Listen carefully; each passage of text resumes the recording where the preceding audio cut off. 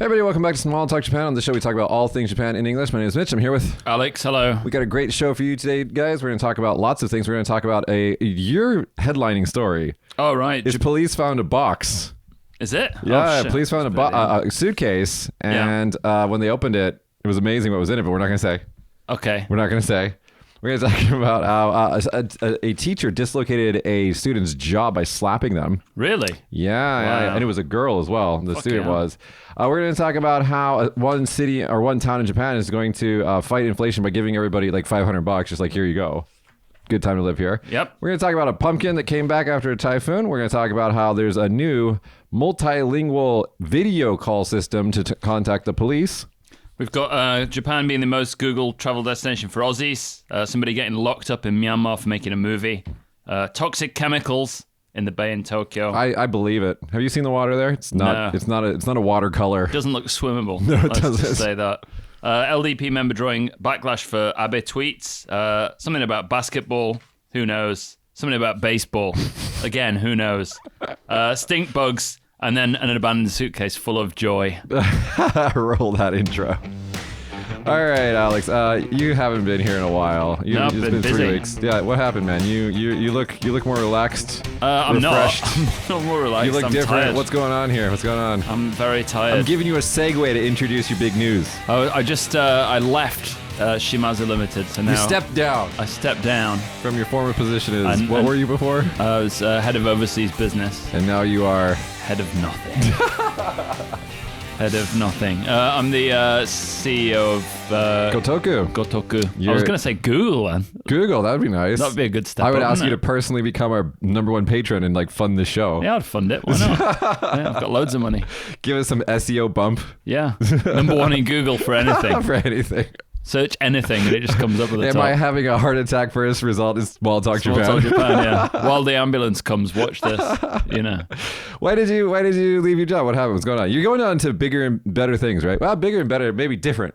Yeah, different. Yeah. Are you allowed to talk about what you're working on right now? Yeah, why not?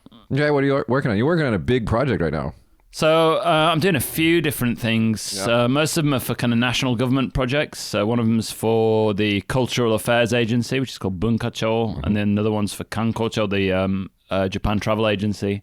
And basically it all revolves around a kind of different model of travel and tourism, something that's a bit more sensitive to local communities and, you know, understanding of culture. You're just trying not to say the word sustainable tourism. Yeah, I don't want to say sustainable. I know you That's hate the awful. word, but that's what you're talking about. Well, kind of, yeah. Because in Japan, maybe it's all over the world. They have the STGs things, SG. SDGs. SDGs. You're thinking of STDs. I don't have those. Right. Neither do I.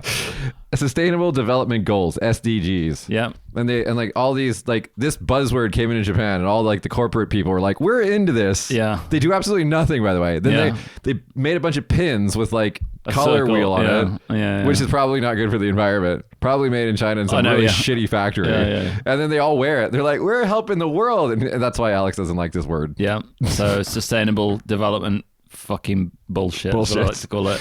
But Yeah. for what you're doing, you're actually trying to make it so smaller groups, more sensitive to the locals, coming in and participating in a positive way. Yeah. So like deep dives into regional tourism and local communities and things like that. So I just got back from a week in Tokushima, What were you doing there? in Shikoku, checking out. I was stressed out working in a little box, and you send me a fucking, oh, look what I'm doing. I'm here. It's great. But that was incredibly stressful as well. It's like, you know, there's so much packed into it. It's like, let's start at 7 a.m. Oh, you went on one of those like toury tours where they're like, let's show you everything now. Yeah, it's like we must show you absolutely everything that this prefecture and you take has. nothing in. Yeah, well, I took in a few things, but, you know. No, we're not talking about imbibing liquids. Yeah, that was there as well, obviously, which is why I'm probably looking a bit fatter than I should be. But It's okay. So, yeah, I mean, basically it's a slight pivot in direction only. It's still involved with travel and tourism, still doing a lot of work in different regions of Japan, still doing a lot in Kagoshima as well. Yeah. Then it frees you up to do things that you were kind of like not sleeping and working 2 full-time jobs, and it just became like, let's focus on one thing. Yeah, that's basically what happened, right? Yeah, I mean, but you're still contracted through Shimazu and doing some things with them, right? It's not That's a complete right. breakup. Oh, no, not all. So we've got like an agreement where I'll help them out with sales and, you know, promotion, things like that. That's cool. And I'm basically, I'm no longer a salaryman. So you don't have to report hours and things like that. It's just based on the work that you do. Yeah, that's it. Yeah. So it's a win-win agreement, really. I mean, once you told me about it, I was like, I thought you were late. Right. I was like, you should have thought about this a year ago. Yeah, well, I think 7 years in the Japanese corporate system did help though as well, because I learned a lot of lessons that people... Things to do and things not to do. Yeah, mainly things not to do in my case. But, I did learn a lot about it. It was very valuable. You wrote in your Facebook post that when you first entered the company, you said, I thought I could write business level Japanese, and I found it that I couldn't. Yeah. Can you talk about that? Like, what happened? Yeah, it was tough when I first joined. I mean, like, you have to write Eigyo Nishi, which is like a diary of the stuff that you did every day, and report it to your boss. Yeah. Basically, in fact, it's quite useful to do. I mean, it's one of these things that everybody hates doing. It's totally useful. But actually, it's a good way of kind of going over the day and what you've done. But writing those out in Japanese, what would happen is my boss at the time would print them all off and correct them in red pen and put them on my desk every day. Now, you felt offended by that, but that was probably helpful. It was helpful. I mean, he was trying to help me out. Yeah. He obviously used a lot of his time to do it. Yeah. But I had to retype it all in, and correct it all, which is kind of tiring. Good for you. That was a wax on, wax off moment. Well, it was. It was a Mr. Miyagi, hand-holding exercise. And then there was all kinds of other shit. I mean, like Ringi Show, the documents you have to pass around to get approval for projects. Traditionally, they used to put the inkan, the seal, on the right way up if they agree with it, horizontal if they don't know, and upside down if they reject the proposal. Interesting. And nobody really does that anymore. But we managed to digitize all that and get rid of it as well. That's cool. So that was a struggle. You pushed a lot of things in the company. I think it was an amicable departure, and I think that you left. I think whenever you leave a job, you should leave the company better off. Yeah. Like they should be in a better position when you leave, unless the company's failing or something like that. That's a different situation. But yeah, and you can definitely say that with your time in Shimazu. Yeah, I'm happy with what I did. Looking back on it, I probably would have done a few things differently if I knew now what I should have known then when I started. Yeah. But, it's just a learning experience, isn't it? The journey. Dude, I respect you for it and good on you. And I'm looking forward to all the stuff that you're going to do in the future. But also, I'm looking forward to the fact that you're completely free to say whatever the fuck I can say any fucking thing I like now. So no restriction. Like before, whatsoever. Like every now and then he'd go off the rails and he'd be like, you got to edit that out. My boss will kill me. But now it's just like, fuck it. Yeah, whatever. I don't care now. That thing about business level Japanese, though, that hit me because what I do whenever I have correspondence with other companies is I write what I want to say and I give it to my Japanese staff and I'm like, you do this. Right. No, there's a benefit in doing that because sometimes, like, even if you've got very good Japanese, something will get lost in the kind of nuance. And because they just assume that you're really good at it, they take it as offensive, right? Yeah. So not always offensive, but sometimes like it becomes too vague, or the deadline isn't exactly decided. Or Josh had a similar situation with that, where he was trying to schedule something with the cameraman, and like through like the nuance of the conversation, they thought they agreed on a day, but there wasn't understanding. Yeah. So stuff like that, like it can be really nuanced. Oh, it's very tiring as well because you've got to do the back and forth, and obviously there's a slight in regional Japan as well. It's like they kind of almost don't trust a foreigner to make a decision sometimes. Yeah. So it's better to have a Japanese person to prop you up. Always have a Japanese person with me whenever I deal with other companies who don't know me. Just sit her down, and they don't even look at me. It's like I feel like if like a man and a woman go to a hardware store in America, it doesn't matter how skilled the woman is. The staff will just talk to the man. Yeah. I feel like that's exactly how it is whenever I go somewhere with my Japanese staff. Yeah, they just talk to her. That's fine because I'm just like, whatever, take care of it. I don't give a shit. Deal with it. Yeah, but at the same time, it's just like, okay, I'm here too, Yeah, no, it's true. And then there are times when you get propped up on a pedestal and people ask you as if you're the fucking all-seeing eye, like this amazing foreigner who's come in and knows everything. Does happen as well. It's like, so you're from the foreign place. Do you know about the foreign people? You're like, no, I'm from one place. Yeah. There's many places out there. They're like, what do the young Thai people like these days? Yeah. Like, I don't fucking know. I don't know. Like, let me Google it. Let me just Google that and then tell you as if I knew. Yeah, there's a lot of stuff like that. Speaking of global things, okay, so I sent you a podcast. You finally listened to it from Peter Zahan. Oh, yeah. Oh my God, I was talking about him a little bit last week, but I wanted to get your comments on this. What do you think about his take on China? So his Peter Zahan is like a a prophet, basically. He knows history, he knows global trade, he understands military movements, he understands all these different economics and demographic things, and he puts it all together to try to see like trends and where the future is going. And one of the things that he talked about was how two things affecting China. One, that they overestimated their population by 100 million people, probably. Yeah. And I didn't hear this in any major news outlet, and I Googled it, and Reuters had actually reported on this.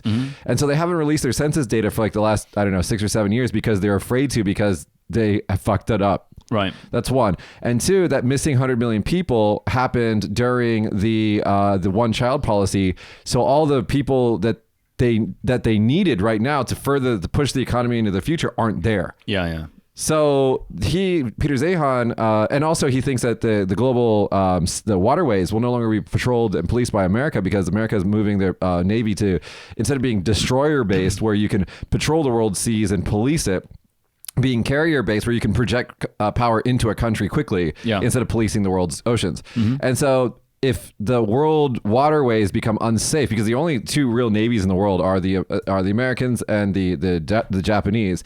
China has a little bit, but they can't really go very far. And then the Brits also have a little bit, but still smaller. And so there's no capacity to police the world's waterways anymore. And so global trade basically shuts down. So the whole get your ID in America, put it in a factory, put the factory workers in, Foxconn in China, have it produced, and then shipped to wherever you're selling it is no longer going to work. Yeah. Because you can't ship it. So you said all of those things put together, and China will see a halving of their population by 2050.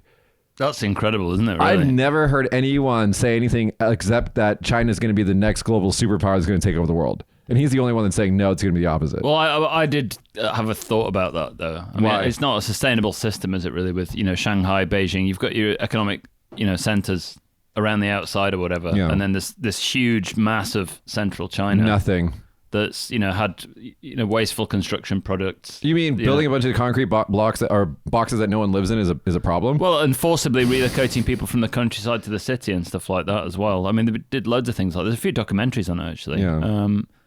So it always looked unstable, but hearing it in those terms, it kind of sounds realistic, doesn't it? That this thing's going to burst. Well, looking at the way that they've handled COVID, at the beginning, I thought that they were handling it really, really well, because our only solution to everything was lockdowns.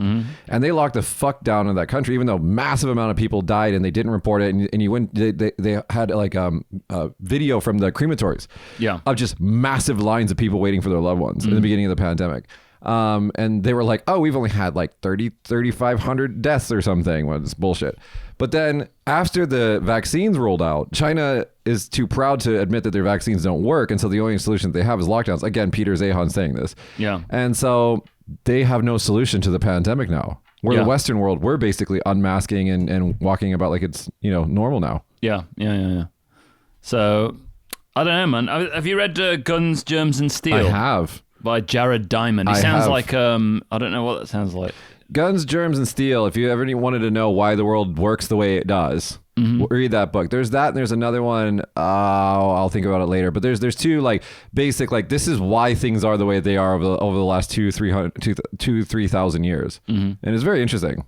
Well, I mean, the birth of the global economy is, essentially tied into trade, right? Yeah. So, it used to be Britain that patrolled the oceans. You mean you guys were important at some point? We were more important than your country, and in many ways still Spain before you guys. Spain, then you guys. Yeah, well, they did a very good job of it, did they? And then now America. But, who's going to do it next? Maybe nobody. So. Well, because it's expensive. Yeah, it is expensive. So, I mean, if you don't have the resources and the will, and like America's moving towards a more populist, if you, all of the last 20 presidents basically were like, after the fall of the USSR and the Cold War, we won the Cold War supposedly. I mean, who knows what's going on with fucking Ukraine and Putin right now.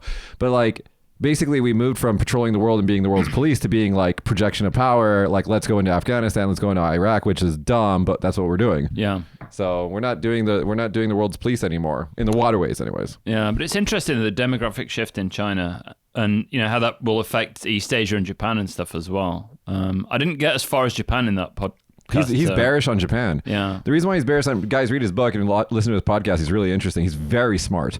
One of the things he's bearish about Japan is he's bearish about major 4 countries. One, America, because he's like, we got everything we need. We can just be insular and not worry about the rest of the world. Because we've got resources, we got energy from Canada, we can grow our own food. We basically have all the ingredients for all the things that we need to manufacture, and we can control the country. So he's bearish on America. He's bearish on France. Right. Okay. Because France also has been doing, their demographics look good. Yeah. And they've been doing a lot of like internalizing their manufacturing and things like that, not relying on other countries as much as like Germany. Well, their agriculture is also quite good. It's like 130%. Right. And so that's what he's saying. So France will be reliable. The United States will be reliable. UK will be reliable because you guys have somewhat of a navy. And also Japan, because they have a navy and they've been dealing with this shrinking demographics gracefully for the last 30, 40 years. Right. So I don't know. I've never heard anybody bearish on Japan. Yeah, I mean, well, I think there's a lot of potential here, but you've got to just change the system a little bit to be able to bring people in. But they've been doing it right. But Japan's been in this position twice before, and it's always come out well. So 1860s, we're looking at Meiji Restoration. Yeah.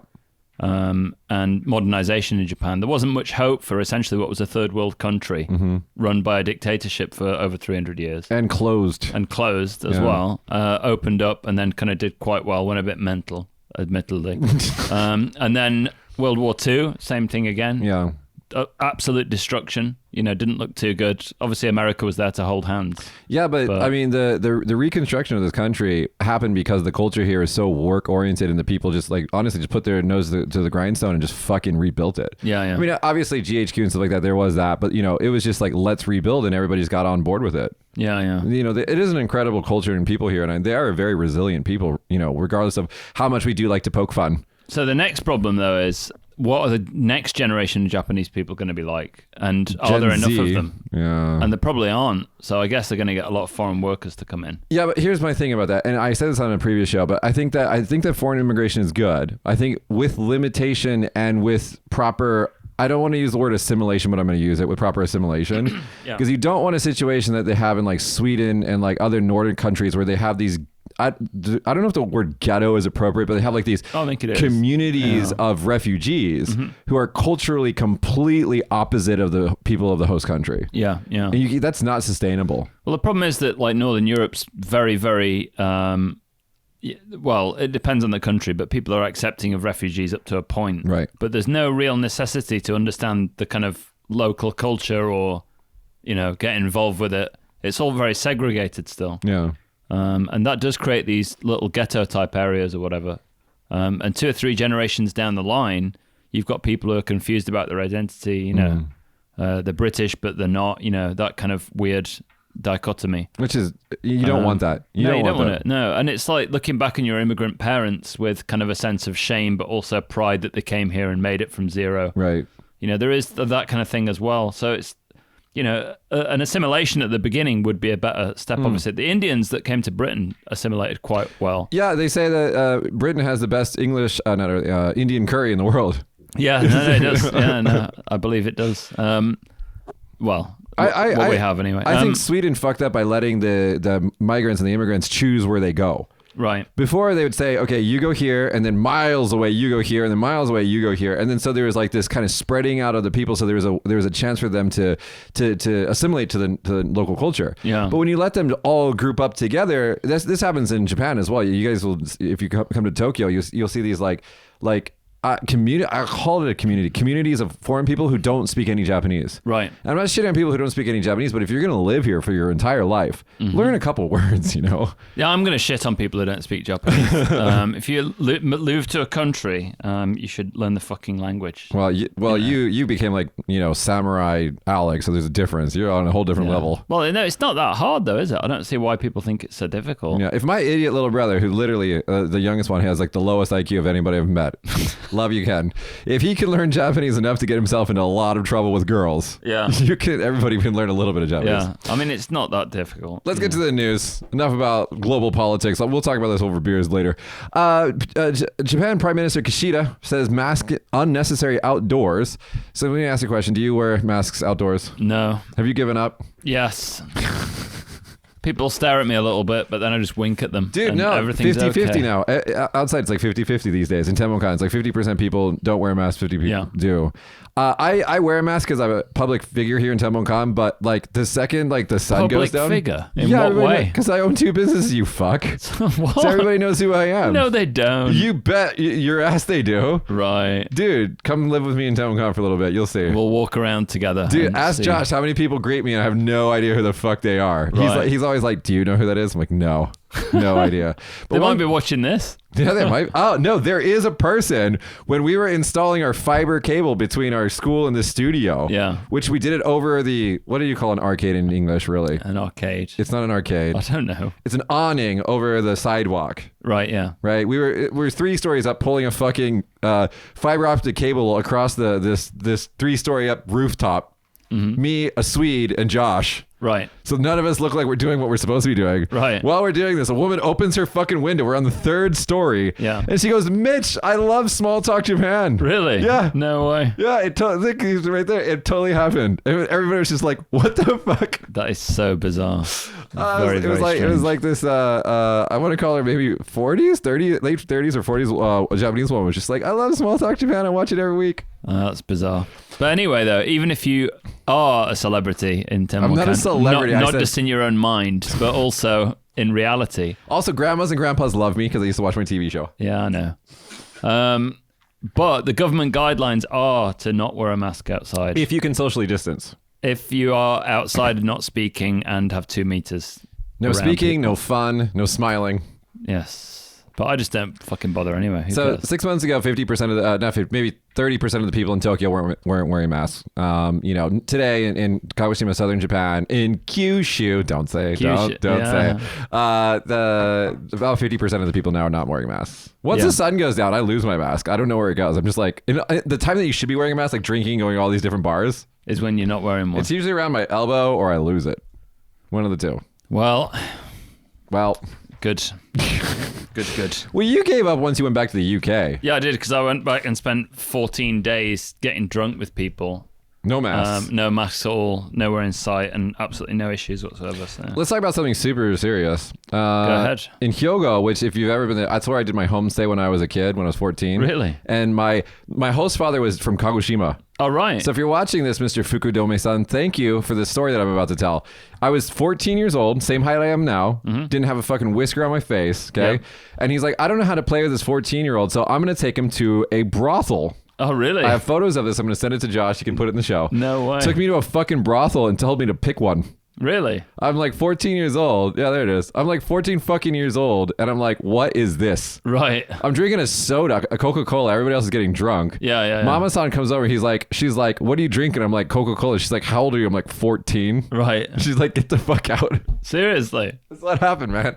Jesus Christ. So Hyogo, a high school teacher in this western city who slapped a student in rage, dislocating her jaw, will face disciplinary hearing, the school announced on October 3rd. So the 41-year-old male at a school, I'm not going to name their name, got pissed off because this girl didn't bring her jersey and slapped her across the face and dislocated the 16-year-old girl's jaw. For not bringing a jersey. For not bringing a jersey. That is ridiculous. If someone you have a daughter. If a male teacher slapped your daughter, what would you do? Would you be in jail the next day? I'd probably be in jail. Yeah. Right. That's fucked up, man. If it was like a coach and like I don't know, coaching sumo wrestler like giant boys, and there was like some roughing around, I could kind of understand. I wouldn't approve of it, but I could kind of understand it. But 40-year-old girl, a man slapping a 16-year-old girl is just out of line. That's totally fucking ridiculous. That's out of line. He needs a smack. Should we go to Hyogo Prefecture and just do him in? Anybody wants to join us on the internet? Let's make a lynch mob. All right, go to something from you. Google apparently says that Japan is the most Googled travel destination for Aussies. So Japan is most searched travel destination by Australians on Google, according to data released by the internet search giant on Wednesday. So yeah, a lot of Aussies come over here on holiday, and places like Niseko in the north for the skiing, and actually all over the country really come to lots of different places too. So now, obviously from October the 11th, the borders are going to open back up again. people can travel to the country. It's good news. So I think the day after the show goes on YouTube, it'll be completely open. So the weak yen is going to be, an incentive for these Aussies to come over as well. And they do spend a lot of money. They're the highest spenders at the inbound tourists. You talked about why they go to one place usually, or a few places. They tend to. I don't think they travel around to too many areas, but they spend a lot in one destination. So it's a lot on hotels, quite a lot on food, and then obviously the presents and stuff like that's not so much, but. Yeah, it's the big spenders on holiday. They like to have a good time. Yeah, just don't go to Bali because that's not the Australian travelers that we're talking about. Mm-hmm. Bali, the bogans. This is a word that my Australian friend taught me. I didn't know this word. I went to Bali and all the people, the locals, were like, "Are you Australian?" We're like, "No, we're American." And they're like, "Right this way. We love you." I'm like, "This has never happened." Right. I'm like, "What is this?" Yeah. No, I mean, I went to Niseko a couple of years ago. Well, 15 years ago. And there were loads of Aussies there, and they were out of order, man. Yeah, they were like, no, the ones in Bali, same. Yeah, not nice. No, but those are the bogans. Yeah, the bogans. Yeah, not the ones that come to Japan. The ones that come here are usually, much. No, that was in Japan, but yeah. But usually the ones that come here. Yeah, usually the ones that come here. Okay, as long as they come and spend some money in Kagoshima. I think you're mostly talking about the older generations, anyways, that come here, not the young kids. But whatever. If you come to Japan, don't get too drunk. Just be careful with the nomi hodai. Yeah, don't get too drunk if you want, but just don't cause any trouble. Don't be an asshole. Just pass out somewhere. Yeah, like a Japanese police officer. Yeah. Japan Prime Minister asked firms to match pay hikes to inflation. So basically Kishida, who's an idiot and we need to get rid of him. I forgot his name on the last show. I couldn't remember it. And I was like, Natsuki, what's the name of the Prime Minister? And she's like, yeah, she wouldn't know. But anyway, so he's asking firms to raise wages in order to match inflation. And let me tell you, as someone who has a small business, that's not going to happen because our bills went up. Right. And the income, because everybody's kind of have to do it at the same time. It's like traffic. If everybody starts accelerating from a red light at the same time, you'll be fine. But that's not how it works. Yeah. It's like the first car goes and the second one, and there's a lag. And so there's going to be a time lag between inflation and raising of wages where it's just painful for the workers. Yeah. Because the firms don't have the money to pay that, you motherfucker. Anyway, well, less employees, more to yourself. That's what I say. With the employment shortage right now, that's what they're doing. They're just overloading the current staff with more and more work. I mean, there's really no other solution to it. I can't find good people for travel and tourism, for God's sake. Dude, finding good people, especially, I'm going to bitch a little bit, finding good teachers is hard. English teachers is really hard. What did your friend tell you? Like, even in Tokyo, there's more foreigners to choose from, but they're not any better. I said that there's more foreigners to choose from, but they're all idiots. Just literally. Every now and then you find a really, really good teacher and you're just like, oh my God, how much do you cost? I will pay anything. Get in my school. It's like, they do exist. But a lot of the young guys that want to come here and just fuck around for 2 years before going back home, that's the majority of. Well, the thing with Tokyo is that there's a lot of jobs that you can do where you can just switch really quickly between positions, come for a couple of years, get it on your CV, have a bit of fun, learn about fucking manga or whatever the hell you like. No problem with that. I don't know. That's cool. But, that doesn't really make for good employees for a Japanese company. So that's what I'm saying is, like, if you're going to come here and want to fuck around being an ALT, more power to you. It was being an ALT was fun for him. It was fun for me, whatever. The problem is that while you're an ALT, because you're not going to learn shit on the job. That's true. They're not going to teach you anything. They just won't. If you do it like Alex or like me, you're like, okay, I have a lot of free time. Let's learn something. I think Alex spends most of his time studying Japanese or something. Yeah, and cultural stuff. Did a lot of cultural stuff as well. If you come out of it better and valuable, then that's what you want to do. You don't want to spend that. I mean, obviously have fun. Yeah. But if you're sitting there in a fucking office with nothing to do. Or if you want to be a teacher, be a really good teacher. You know what I mean? There are ways to learn how to do that. It's not a God-given talent. It does take effort, right? If you guys want to see a really good teacher from a long ass time ago, YouTube the movie, what's it called? It was from, give me a second. It's from Frontline. It's Miss Elliot, something Elliot. Missy Elliott. No. What's the name of it? The Great Experiment or something like that? A Class Divided. That's what it's called. A Class Divided. Look for it's on YouTube. It's from Frontline. Basically PBS, which is America's BBC with no money. You guys' BBC has so much fucking money. Oh yeah, you guys loaded. PBS is like, can you please give us a cracker? Anything will do. Yeah.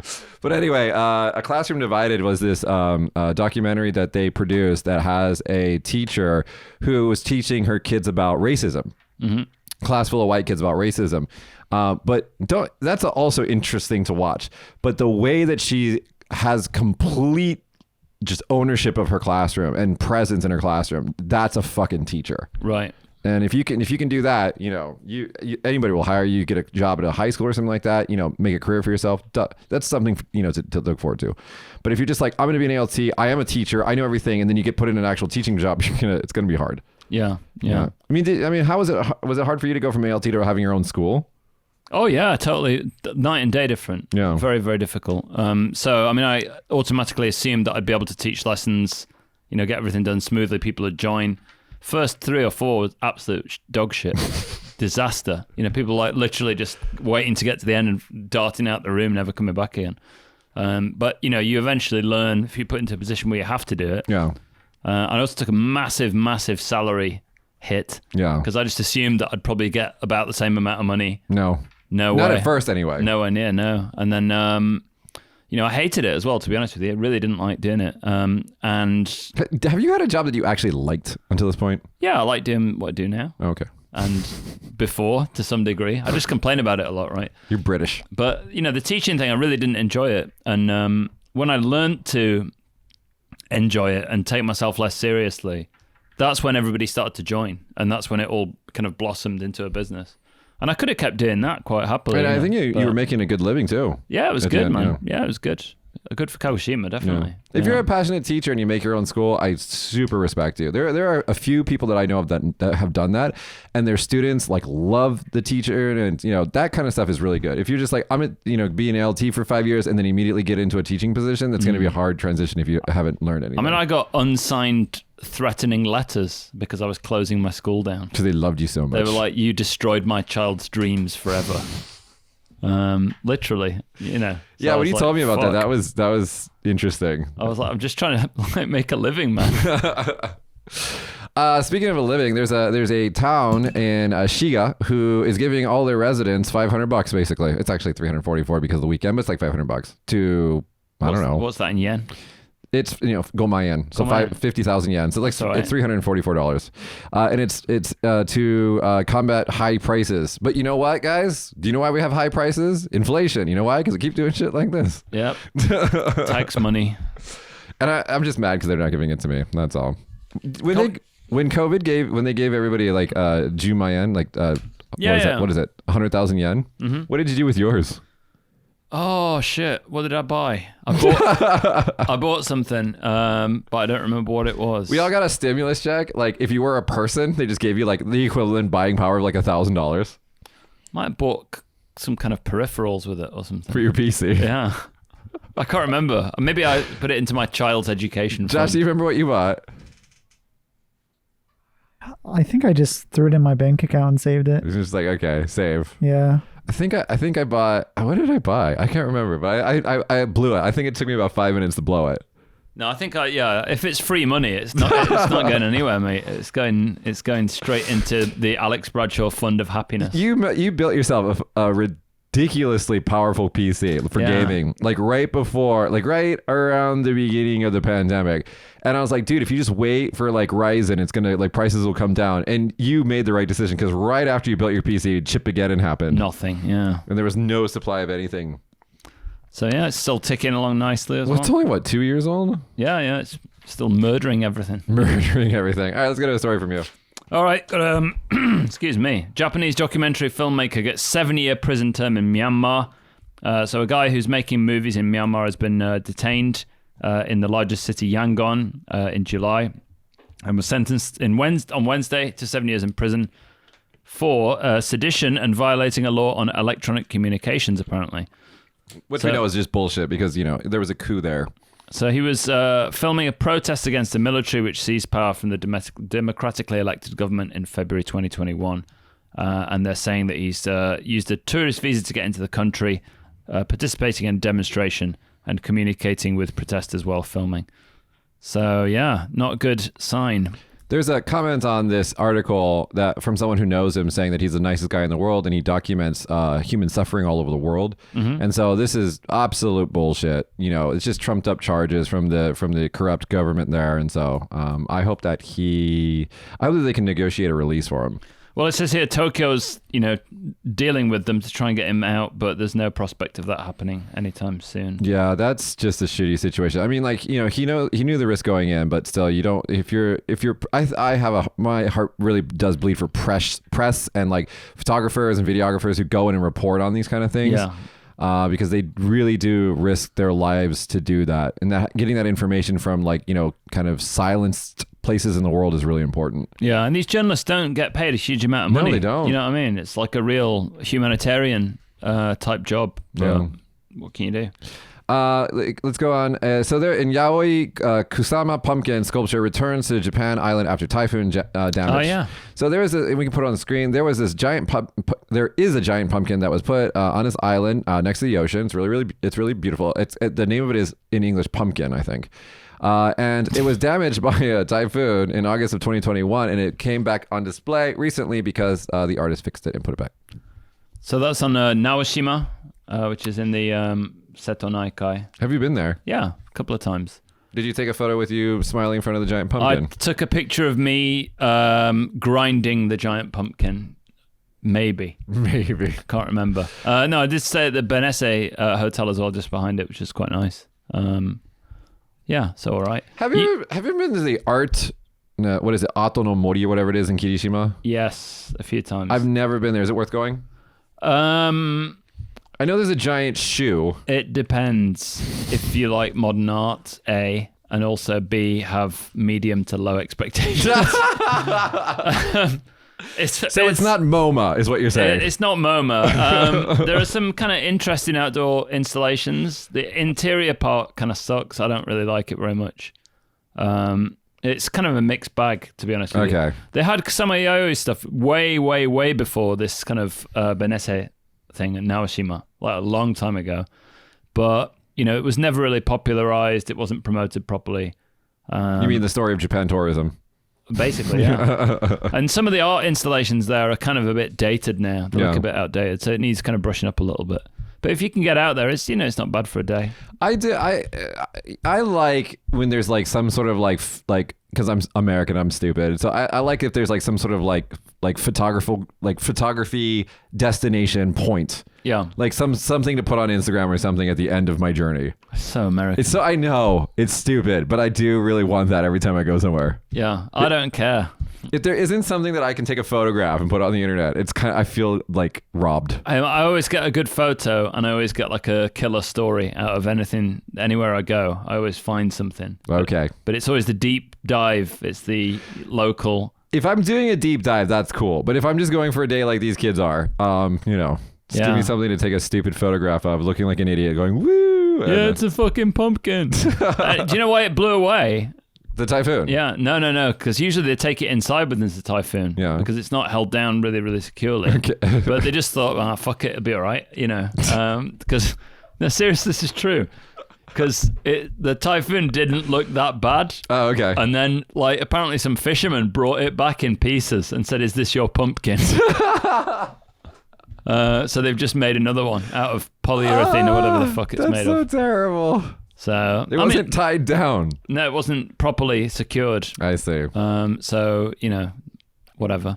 Well, okay, so a few weeks back, I had a show where I was talking about during the typhoon that came here, like I went to my favorite bar and just drank with the master while he was wearing a life jacket. Right, yeah. And I thought, you're dumb. Like, it's a typhoon. Why are you wearing a fucking life jacket? Then I saw a video from Florida with the hurricane that recently hit Florida. Oh, flooding, and right? It's like outdoors. It's like a road.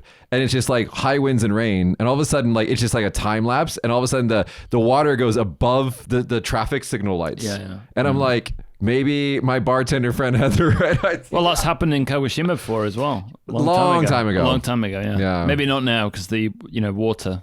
They've fixed it. Thing has been fixed. Yeah. Let's get a couple of your stories.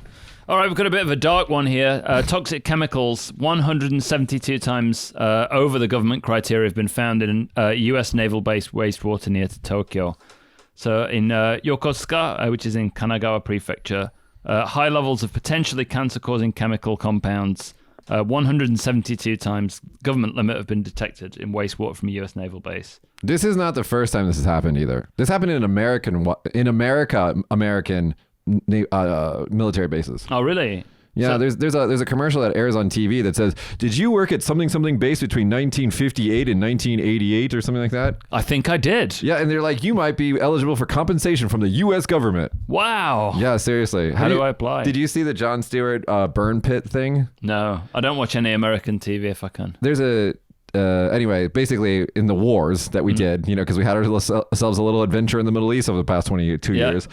They basically, when you have a military base, they don't have like the trash man come and pick up their trash. So they got to do something with it. So they just throw it all in a pit, throw jet fuel on it and burn it every Seriously? day. Yeah. No way. So you would imagine this isn't good for health. Yeah. So all the people that work near these bases, they all have these weird, rare cancers. Shit. Yeah. It's bizarre. And the U.S. Congress wouldn't recognize it or compensate them. And it took Jon Stewart, a fucking comedian, to push it through. That's mental. Yeah. America's stupid sometimes. But they've got I can't even read this chemical. 800. Don't worry about it. 8,592 nanograms of something. Perfluor something sulfonic acid. It has an abbreviation. PFOS. Or perfluor. I don't fucking give up. I tried this morning and I was just like, nope. No, let's not say that. Can't I just name it something more simple? Scientists, come on. What's wrong with you? It started with German, right? And that's where everything went wrong. So those were being dumped into Tokyo Bay. Yeah.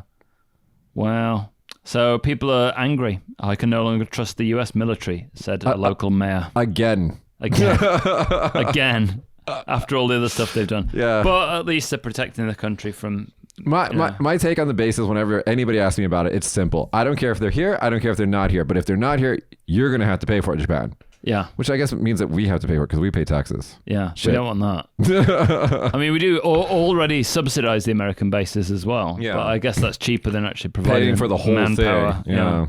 All right, let's go. I got I got one serious story and then a bunch of stupid ones. So. All right, I've got one more serious one, I think, and then some sporty things. Okay. Which I know nothing about. So an LDP member has got quite a lot of backlash from a tweet about Abe and his funeral that happened recently. So an assembly member drew backlash online after tweeting that 80% of social media posts against former Prime Minister Shinzo Abe's state funeral came from China. Yeah.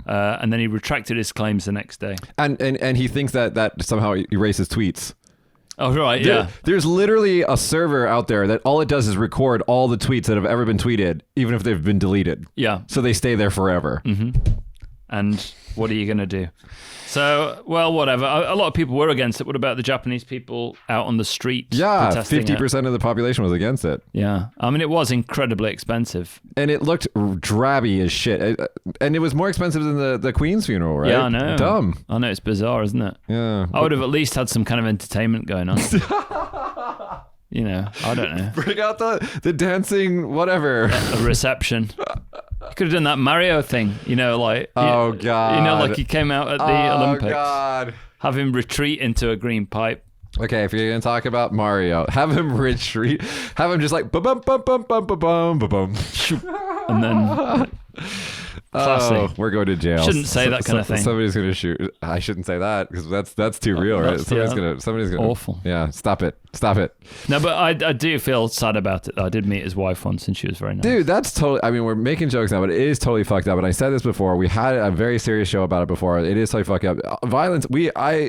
All violence. I'm against all forms of violence. So don't do anything stupid, people. Yes. But speaking of Mario, let's switch into something less dark. The trailer for the Super Mario Brothers CG animated movie finally dropped. Oh, nice. Yeah, and Chris Pratt is the voice. Chris Pratt? Why? Well, I think what it is they couldn't fill an entire 2-hour movie with like racist, stereotypical Italian voices. Okay. So nothing they probably could have done, actually. No, but it's more like a Brooklyner accent that he's going for, I think, and so. Why didn't they get an Italian American to do it? I don't know. What is Chris Pratt? What is he? Something American? It's like a white, pudgy white guy. Could be Italian American. Who sometimes has muscles. Yeah, that's weird, right? Yeah. Sometimes he's like buff as shit for like a Marvel movie, and then it's just like normal and other. I'm like, what happened here? I like that. I think it's more realistic than being Chris Hemsworth all the time. It's just Yeah, Chris Hemsworth. Yeah. Well, anyway, did you see the newest Thor? No. Oh yeah, I did actually. Yeah. Yeah. It was it wasn't very good. No, I was disappointed in that. I think Taika Waititi's lost his shit. Yeah, to be honest with you. he's yeah. I did like the butt scene. I was like, that's a nice ass. That was nice. Yeah, but that was just like fan service, I think. Yeah, just show somebody's ass. I would have at least expected one tit in return for that, but yeah. Have we got any tits in the MCU? I don't think we have. No, I don't think so. Don't think we have. They don't like female breasticles. No, so. It's the message, it's the female empowerment, and they do that by having females be physically more powerful than males. That's literally the only way they can do it, is make them physically stronger. It's so stupid. It's the only one thing that we could possibly do. Speaking about heroes, emergency callers in Japan can now use multilingual system to send videos to the police. Now, this is a great concept because I was actually thinking about this one day. Like, if I had a medical emergency, I live in the same building as my little brother, Tyler. I am pretty confident that Tyler could not call an ambulance. Right. No, I'm serious. I'm not trying to make fun of him. I'm just saying, like, no, I've met him. Language. No, I'm joking. I'm just joking. Due to the language barrier, and if he was in a panic state, I don't think that he would be able to call an ambulance. Okay? In fact, I don't think Josh could order an ambulance to here. I guarantee you, I don't think he could. He would be in a total panic. Could you? I bet you could, couldn't you? Come on. What's the address here? I know how to find the address. It's on our website, so I could probably figure it out. Okay. So you're telling him the company name and like getting him to say it over and over again. Technically, a company name is our headquarters is not here. Let's come somewhere else. Let's go somewhere else. Anyway, so the language barrier when calling emergency services is a thing, one. And then also the fact that they have 3 fucking numbers. How is it in the UK? What do you do if there's a fire? I don't know. Panic. Probably. Call 999. Everything's 999, right? Yeah. In most of the world, everything's 999. In America, North America, it's 911. Yeah. In Japan, it's 110. Yeah. If you need the police. Okay. Do you know this? Okay, let's quiz you. I knew it was 110, but I didn't know. That's for the police only. If it's fire and rescue, 119. 119. Why? What about animal rescue? There isn't one, is there? I don't think. No, but you could just there's service. There's a non-emergency number too. I think 110 and 119. I wouldn't immediately in a state of panic. I would have just put 110 probably or 119. But I've never had to call oh no, I did call the police once, but just once. What for? So like a dude snuck into my house. What? What? I told you this before. No, I don't think you have. I'm sure I did. Okay, what happened? Tell us. So I was this is the old house I used to live in a long time ago. Yeah. So there was like a dark alleyway next to it, and it was like a 1-story bungalow type building. Oh, I think I have heard this, but tell it. Yeah. So this I was sat next to the back door where I had my computer desk set up on my laptop, having a beer in my pants and like a wife beater type vest. So you're looking pretty American. So pretty much like how I dress. Do you know what the official word for a wife beater is? No. It's an A shirt. Is it now? Yeah, apparently it's an A shirt. Is it not just a vest? I don't know. Anyway. An A shirt. So I was wearing an A shirt. Nobody knows what that is. And then the back door opens up and this person with a mask on all the way up to here. Yeah. And this is like pre-COVID. 15, 20 years ago now. So it's like a long time ago. And I thought, oh, is that the wife's mother? And then I realized it was a guy who I didn't know who it was. Yeah. So I was looking at him like that. And he was like looking around the kitchen, like checking out the place, and then turned around and looked at me and obviously noticed me for the first time. And he just looked absolutely shocked. And I just went, who the fuck are you? And then he turned around and ran out. So I grabbed a wooden sword, a bucktail that I had next to the desk. Because of course we just all have weapons just lying around. Well, I do. So I ran after him, but I had like tiny little pink slippers on because that was the only thing that the gang can. I should have gone barefoot thinking about it. And then he jumped in a running car that was waiting outside and sped off. Oh, God. And I threw a brick, which dinged the back of his car as he was fucking off. So I called the police, and they were like, oh, it's just a Chinese guy. That's basically what they told me. So I was like, that explains everything, guys. Thanks for the amazing detective work. How did you know that? Columbo. Explain it to me. So it's very strange. Okay, pause on that because you have a story that I want you to get to right after I just finish this one out. So anyway, so the police, the multilingual service, what you do is while you're on the phone with them in Japan, if you want to send them a video of what's happening, right? If you can't explain what's happening or maybe it's difficult or whatever, you want to send them a video, you call them, then they send you over SNS a link that you click, and you probably have to agree to some cookies, and there's actually an okay to release the copyright of the video that you have to click. So they can sell it to the media agency.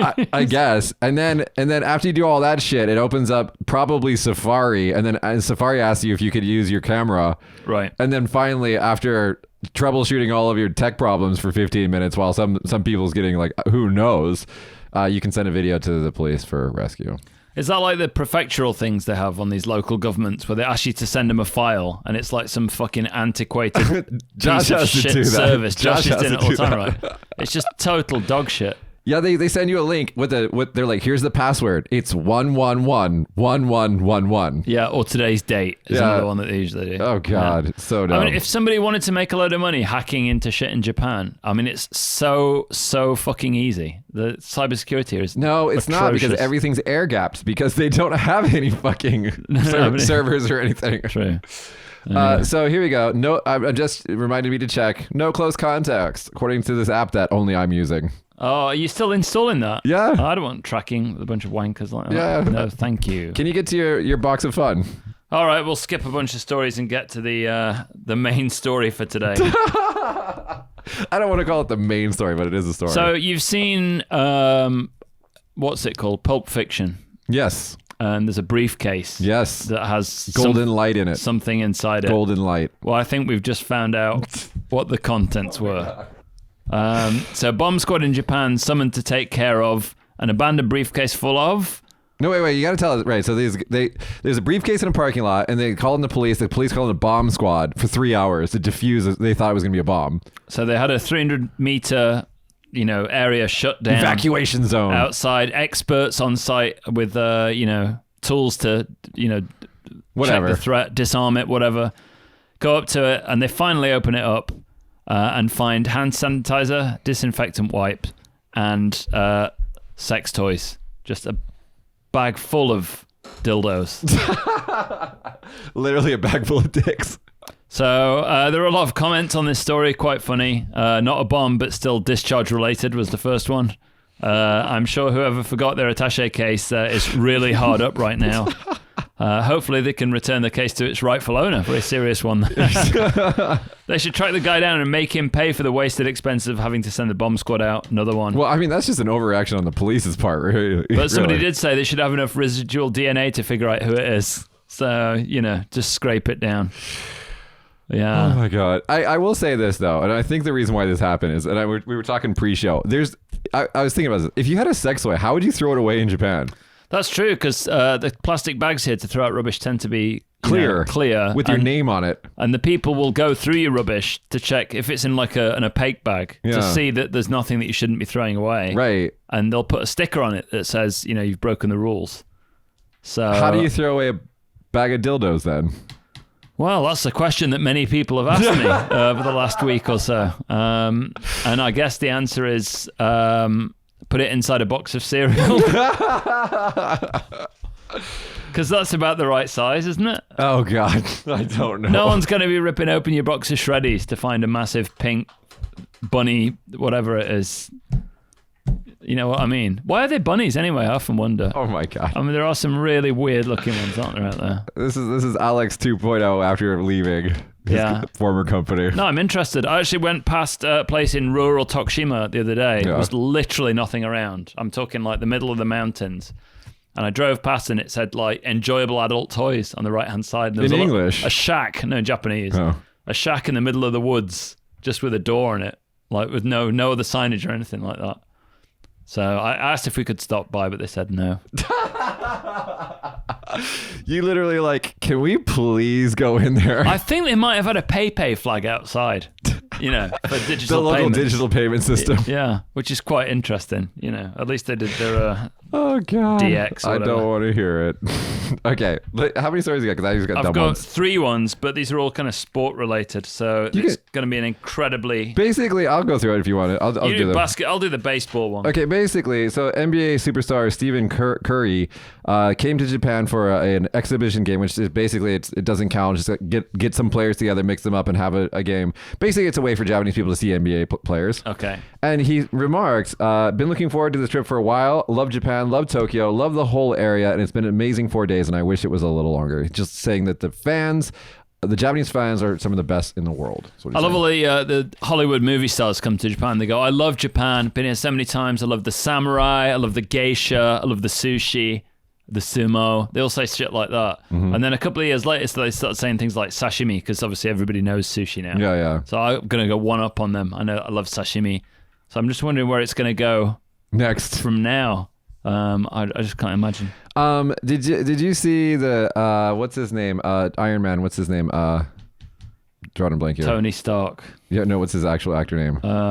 Robert Downey Jr. Robert Downey Jr. When he was interviewed coming into Japan, he's like, they're like, how do you like Japan? He's like, well, I got detained in the airport for like 12 hours while they like interrogated me. Really? Because of his past. Oh, right. Okay. Drugs and all that other stuff. He's yeah, they detained me in the airport.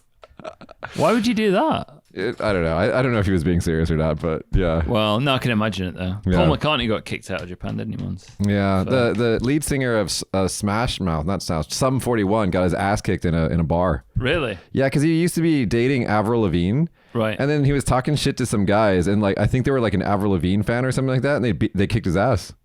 Right. He's an ugly guy. Who would be an Avril Lavigne fan? Tons. Really? There's tons in Japan. That's why she did that like Nantuka Nantuka Kawaii. Oh, that ridiculous. Stupid song. Yeah, because she's got a huge cult following here. I can't stand Avril Lavigne. Avril Lavigne's little sister is married to the bassist of One OK Rock. Oh, really? Yeah. How bizarre. How bizarre. Very That's also strange. a song. That is also a song. I was watching 90s music last night while I was drinking wine.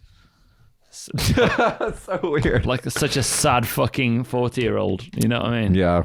Anyway, so I've got one about ball base, the sport, the American sport that everybody baseball loves. Yakyu. Ohtani Shohei has signed another $30 million deal with the Angels, which biggest is for a third year. Yeah, apparently some kind of team somewhere. And now he's making loads of money throwing balls and hitting them with a bat. He becomes a free agent next year, so he just took a 1-year contract for $30 million. I think for his third year, it's the biggest ever. If I was a billionaire, what I would do is I would buy Ohtani from the Angels and just have him juggle in my garden or something like that. Do you know what I mean? I was like, just... You have such a British way of thinking about money. Yeah, be like, go on, juggle. Go on, juggle. That's so fucked. Well, you can throw some now and then. Do you have any stories left? Because I've got one left. So we've got Japanese farmers struggling with mass generation of stink bugs, which are kanabun. I've never seen one of these before. Oh, come on. I've never seen one. Bullshit. I don't live in the countryside. You don't have to. They're in the city as well. Maybe I just never noticed them. So go past a convenience store very late at night, and the bugs that you see on the windows in the Why corner, does that happen? All the bugs go onto the windows. Because it's light. Oh, I guess that makes sense. Yeah, he's always fucked at that time of night. I'm always like I'm just trying to find out where to sleep. Wondering where to go home. You know, he's never noticed anything after like 11 p.m. No, 6:30 p.m. these days. Between 11 and 6:30. All his sensible thoughts happen in daylight hours only. Anyway, so there's a lot of these stink bugs around. I've noticed it as well this year. There's shitloads of them, and they're horrible little fucking things. I mean, they're harmless, but they smell. Yeah. And apparently they discolor rice plants, pierce the skin of fruit and extract the juices, and attack soybean plants as well. Ooh. So God knows why there are so many of them. Maybe it's like the cicadas where they go into the ground and they come out 8 years later. Well, it says here the numbers have been increased by global warming and other issues. So, that's actually a problem facing the United States, is that the farm area there gets cold enough to kill all the bugs like every year. Mm-hmm. But if the temperature keeps rising and they get like a permanent supply of bugs, then it turns into a Hawaii situation. Have you ever seen a cockroach in Hawaii? No. He has. They are horrible. Are they? They're like battle fortress tanks that walk around. Really? Yeah, they're huge. How big are they? How big are they in Maui? I know how big they are in Oahu. I don't know. You say that, but I feel like they're worse in Japan than they are on Maui. Maybe Maui because you guys, it's a little bit different, more arid. But in Oahu, they're huge and they fly and they're hard to kill. So there's two types, and they're oily and greasy. There's 2 or 3 types in Japan, right? Yeah. And what I noticed recently in the city is that the island cockroaches have started to appear a lot more, and they've got like a white stripe on the back that goes across and really long antennae. And they're the most disgusting ones I've ever seen. Like, they're really horrible. But apparently they come up on the shipping pallets from the islands. Oh, that makes sense. So there's a lot of them around central Tenmonkan. Yeah. And they're starting to diffuse into the regions as well. But the countryside ones tend to be like dark red or black. Yeah, brownish color. Yeah. They all fly. I'm from Vegas, and I've never seen a flying roach until I went to Hawaii, and I thought that was a horror story. And I came here, I'm like, why do they fly? Yeah. Well, I was on a train once, and this roach was just flying around in the train. I was just like, this is a horror movie. I'm going to die. I cannot deal with roaches. No, I'm not good with them, but yeah. Any other insect or bug or whatever, I don't care. Roaches are the one that I can't deal with. I don't really like any kind of bug. I mean, I woke up once and had like mukade next to my face. In your house? No, in Kirishima, in this really shit hotel. I won't say who chose it, but it wasn't me. So was it your wife? Yes. It was like the worst hotel ever. I mean, like, she had a special talent for choosing the worst awful accommodation. So the good thing about this is she'll never watch this far into this program, so I can say whatever I like about it, unless she finds it like 10 years into the future and then uses it as evidence in divorce court, beats the shit out of me. You know, that might happen. Did you touch mukade? By the way, is a Japanese centipede. Yes, and they're poisonous to the touch. Yes. They won't kill you, but they will fuck you up. It'll hurt a lot. Yeah. So, have you ever been stung by a mukade? No. Me neither. Thankfully. Josh, ever? Yeah, I have in Hawaii. In Hawaii, they're huge. There's you mean a Hawaiian like centipede? Yeah, they're worse than Japan. Really? Yeah. Ooh. I don't do crawly things. Anyway. No, that's why I live in the city, because you do not live in the city.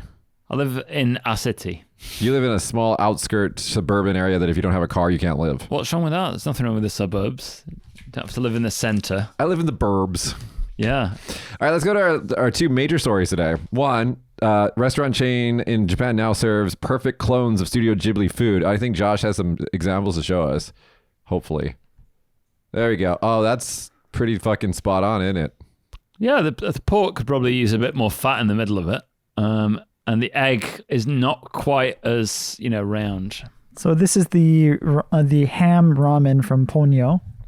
Okay. This is like when the mom makes the ramen for the kids, right? Ponyo. Yeah, I think so. Yeah. Ponyo is one of my least favorite. I hate that movies. fucking movie. Yeah. We'll talk about the ranking of Ghibli movies next. Okay, have you got any more? We have... Do you know what this is from? I actually don't know where that's from. That is from Kiki's Delivery Service. Correct, yeah. This is the pumpkin herring pie that she delivers. That doesn't look anything like it. She's gone, wait a minute, someone's put olives on it. Yeah. That's like, you should just do it as it is in the movie. Don't add your personal touch to it. Yeah, don't try and be original, idiot. And the last one. That's from Spirited Away, the yatai scene outside when the parents turn into pigs. Yeah, but apparently there was a lot of debate about like what he's actually eating. So what is that? What is that? It's Chinese food, isn't it? The stall that they're at. Yeah. Pretty sure. I don't know. That scene was pretty disgusting, actually. I love that movie, though. It's a great movie. It's a good movie, yeah. I enjoyed it. What is it? Mochi? It's... I don't even know what it is. It's made from bamboo shoots, shiitake mushroom, mincemeat, and I think mochi, too. Okay, well, we don't need that. Okay, good job, restaurant. Where is this? I don't remember. Where is it? I think it's in Tokyo. Oh, let's see. It's in... That's the Bomb Squad dildo story. Oh my god. Well, I'm not going anyway, so... It's gone. I don't know. It's gone. It's in the pile. I don't know. We'll find it later. Google it if you want to go. The link's in the description. Let's go to our last story today. Here we go. 10 best Studio Ghibli anime as picked by Japanese fans, divided by age groups.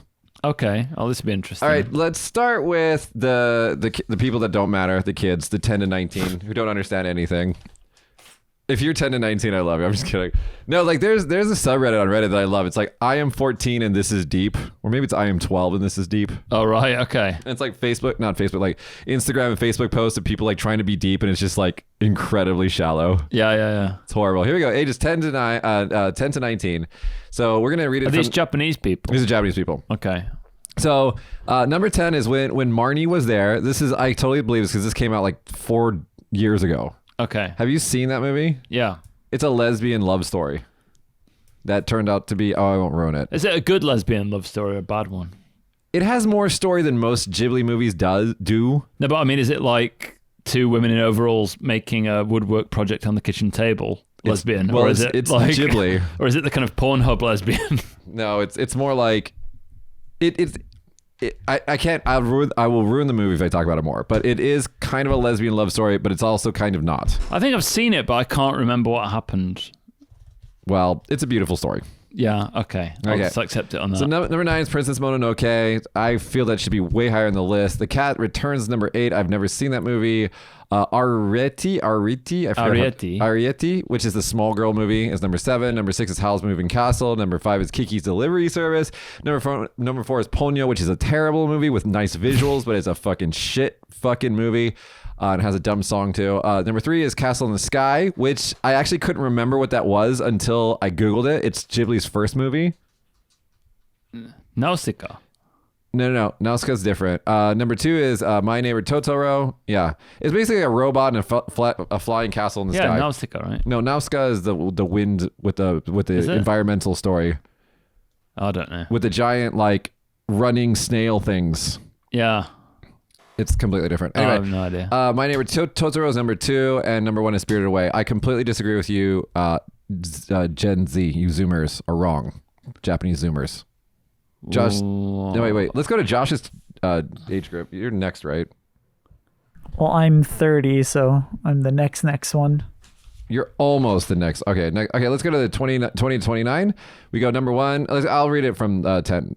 Porco Rosso was number 10, which isn't... I don't even remember that movie. Oh, I remember it. Yeah, the pig flying.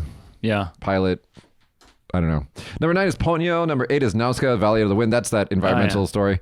Number 7 is Princess Mononoke. It should be so much higher on this list. Number 6 is The Cat Returns. Never seen it. Number 5, Castle in the Sky. Number 4, Howl's Moving Castle. Number 3, Kiki's Delivery Service. Number 2, My Neighbor Totoro. And number 1, Spirited Away. Mm-hmm. I could see that generation liking Spirited Away because it came out when they were kids. Yeah. Yeah. 50% is a big number. Yeah. Okay. Let's go to Josh's generation, and I'll ask your opinion on this. So this is the 30 to 39-year-olds. So I guess I'm technically in this group, but I'm also whatever. Technically? Because I'm still 39 until March.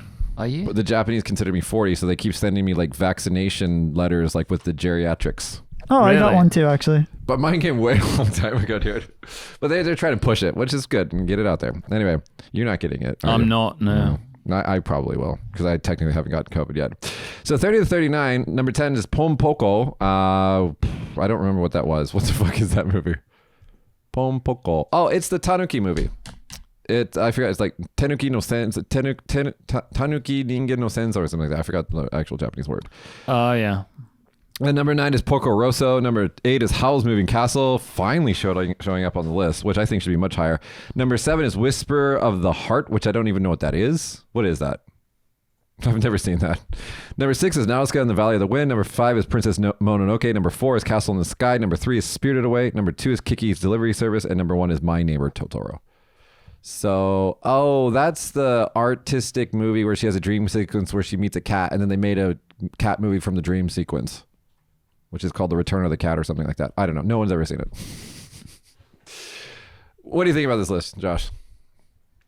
I more so agree with the 20 to 29 age group one.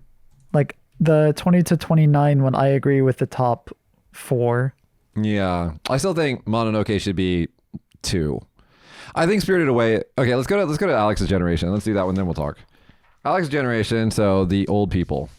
Be careful which one you choose there, Josh. I saw you going to 50 to 50. Why Totoro at number 1? So number 10 for 40 to 49 is Grave of the Fireflies, which I think should be much higher on this list. Mm-hmm.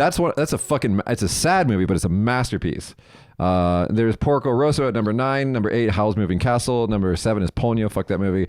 Number 6 is Princess Mononoke. Number 5 is Nausicaa and the Valley of the Wind. 4 is Spirited Away. 3 is Kiki's Delivery Service. 2 is Castle in the Sky. And 1 is My Neighbor Totoro. I just want to know who is saying that Ponyo is their favorite Ghibli movie. Girls? I don't think I've seen it, It's dumb. It's not there's no, if you had to describe it to somebody, you'd be like, a lot of dumb shit happened in the water and then sometimes out of the water. Okay. There's no fucking story. Yeah, well, I'm not going to watch it, so. No, you should watch it. You should watch it drunk. How many of these are actually from British books is quite interesting. They do take some of their inspiration from old stories. No. They're literally... Howl's Moving Castle is an English fantasy story. No, it does have a fat by a British very woman. minor writer, admittedly. In fact, about half of that list, I think, is from British. Let's go to the oldest generation, the 60 to 69. So these are old fuckers. Yeah, barely able to use their computer to answer this or their smartphone. Number 1, My Neighbor Totoro. Number 10, Whisper of the Heart, which I've never seen, can't comment. Number 9 is Ponyo. What 60-year-olds are watching Ponyo? Number 8 is Porco Rosso. Number 7 is Grave of the Fireflies. That is probably where it should be, 7 or 6 or 5. Number 6 is Princess Mononoke. Number 5 is Nausicaa, Valley of the Wind. Number 4, Castle in the Sky. 3, Kiki's Delivery Service. 2, Spirited Away. And number 1, My Neighbor Totoro. All right, what's your best 3? Josh, go. Top 3. Number 1. Number 1, probably Spirited Away for me. Yeah. Number 2? Number 2, I like Howl's Moving Castle. And number 3, either Princess Mononoke or Totoro, because that's just a classic that I grew up with. Totoro's cute, but it's not groundbreaking for me, but yeah. Alex? Spirited Away, I guess. Yeah. Then, I don't know. I mean, Grave of the Fireflies is one of the most moving I've seen, but I don't think I would really want to watch it that many times. Well, it's made... you're not supposed to. It's traumatizing. So when I got it originally, right, there was a guy at a company I used to work for in England who was into anime and manga and stuff like that, and he lent me a DVD, a double-sided DVD of it, and one side was Kiki's Delivery Service, and the other side was Grave of the Fireflies, and I was like, "There's no way I'm going to watch that. It's for fucking kids." Yeah. And I just left it for ages, for about 6 months, and then he went, "Can I have my fucking DVD back, please?" So I thought I'll just watch it before I give it back.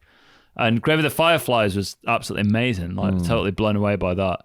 And then, because I was super depressed, I flipped it over and put the other side on. Watch Kiki. And then cheered up. So it was, good mix. Could you imagine if you watched it in the opposite direction? I know. Happiness. Yay! And then all of a sudden, doom and gloom. Yeah.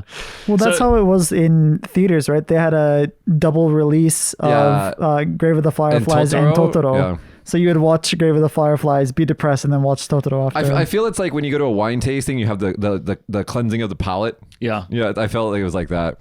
No, I liked Spirited Away. I liked Howl's Moving Castle a lot.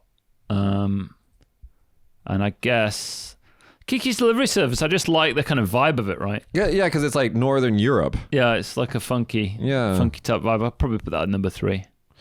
I would say Spirited Away for number 1. I'd say Princess Mononoke for number 2, and I'd say Grave of the Fireflies for number 3. And I would say Spirited Away English version number 20, because I don't want to hear a bunch of American actors. In all fairness, I've never actually watched any of the movies dubbed, except for Spirited Away only once. In all fairness, it's not bad. Really? It's really not bad. I think Disney produced it or something like that. It's not bad. But it's still watch the movies in Japanese. If you don't understand Japanese, just put the English subtitles on. It's so much better. I've been watching a Netflix program recently called Clio, German drama about what is it? What do you call it? East German spy type thing. Yeah, that's really good in German. Josh, can you tell us? There's a YouTube channel. I think it's called something Mojo. What's it called? Watch Mojo. They have a best 10 list. What's the top 3 on their list? The top 3 on Watch Mojo is number 1 is Spirited Away. I think that's just a constant for everybody. Yeah. Number 2 is Princess Mononoke, and number 3 is Howl's Moving Castle. Where's Grave of the Fireflies on that list? Howl is good. Howl's Moving Castle is good. Especially since I think Howl is just like cool. It's number 7, Grave of the Fireflies. What's number 4? Number Kiki? 4 is Kiki, yeah.